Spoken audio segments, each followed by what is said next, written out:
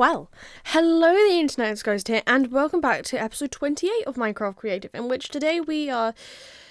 I kind of half forgot to start recording this interior when I was doing it, but we're doing the interior for the pink house that we built at some point in the last couple of episodes. Now, I'm going to talk about the bits that I did do that I don't believe are recorded anywhere.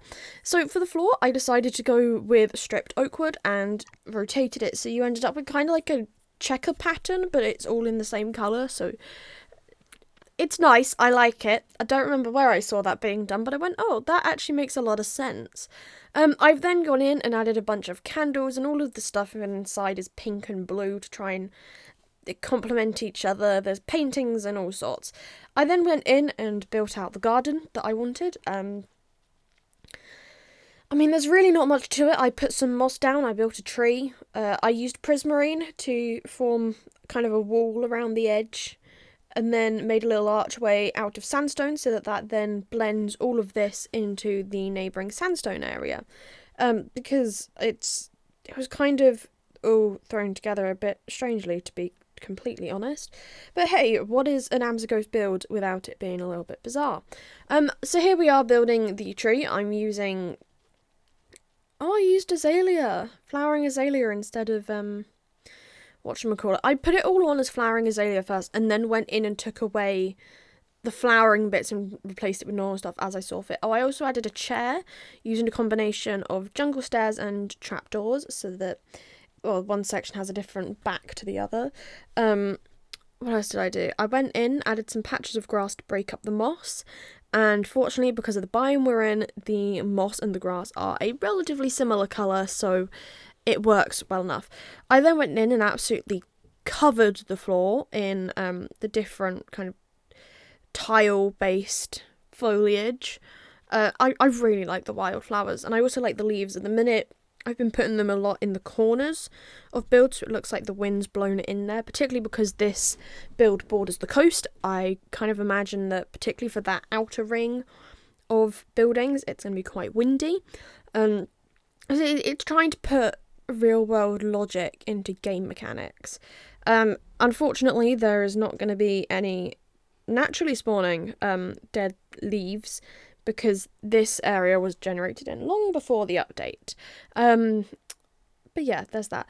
So to start work on this next layer of the sandstone kind of town region, words, wow.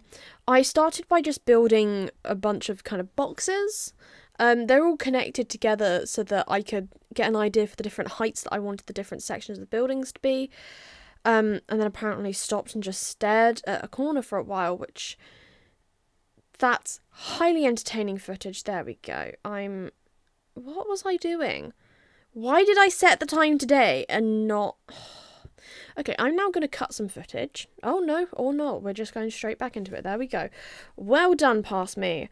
Anyways, I went in and did this so that I had sort of an idea roughly where I wanted things. Things would get tweaked if needed.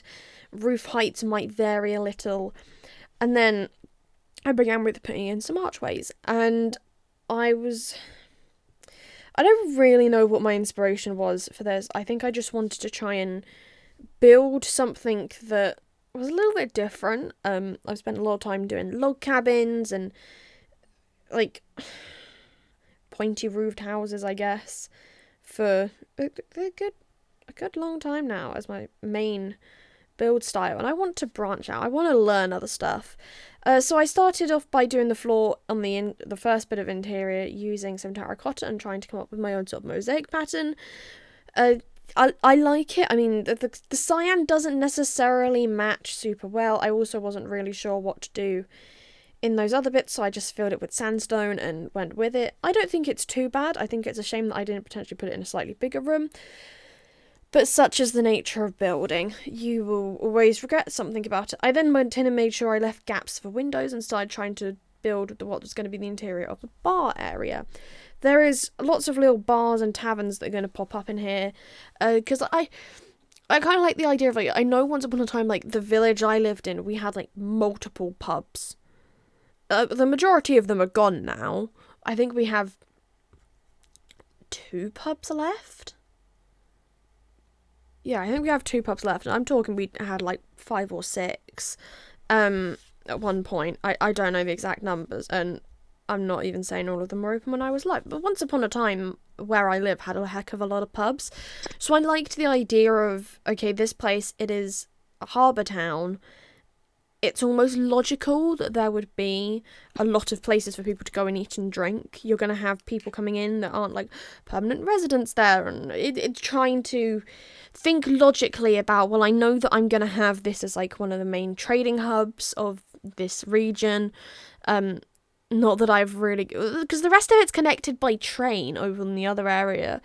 This isn't, and this probably won't get connected up by train. I don't think I intend on putting in a train station. I think it's going to be a case of you have to go by boat to get here. Or Elytra. You could technically fly, because there are airports, thinking about it. But anyway, I could build a big airport here. That would be fun.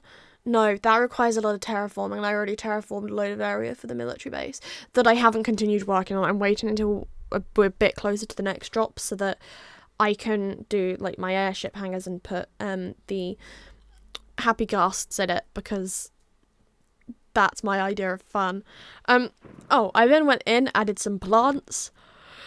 I don't know why I'm yawning. Because who doesn't like plants? I also did the windows with the red to yellow gradient, because I decided that was fun, and that's what I wanted to do. This is my build after all. There doesn't have to be lots of logic to it. I don't even have to research it. I then went in and put some texture in the walls, trying to use a combination of sandstone walls and sand and suspicious sand. I quite like the fact that we have suspicious sand now, because that means I just have something that can automatically texture sand, and I don't have to think about it. I then went in and added a bunch of flying lanterns, because I was thinking about Rapunzel and decided that would be fun. Yeah, I've built a lot more flying lanterns since. This was just a few that I did. But yeah, that's it for this video. Goodbye the internet.